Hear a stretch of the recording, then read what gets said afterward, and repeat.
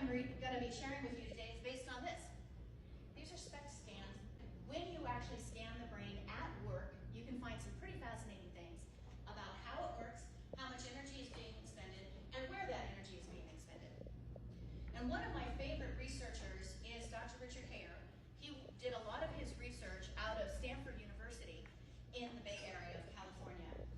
And what he discovered when he was studying all of these brains was that most brains are believed to have an innate energy expenditure advantage in one of the 4 cerebral divisions.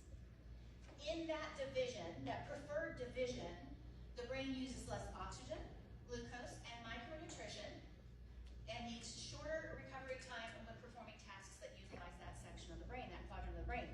Now what that basically means is you have one of the 4 quadrants that it's just easier to work out of. According to him, up to 1/100th the amount of energy, so a very small fraction of the energy, is in your dominant quadrant.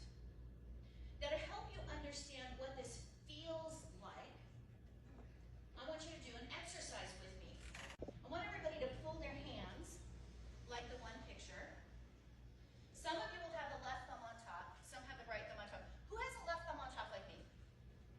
You know what, you are all good to go. Can I have a private consultation with everybody else outside? No, I'm just teasing. That's just the way your brain told your hands to go. Right? Now what I want you to do is I want you to watch me, flatten your hands out, and shift them so your fingers are intertwined differently and the opposite thumb is on top. How does that feel to you? Awkward, awful.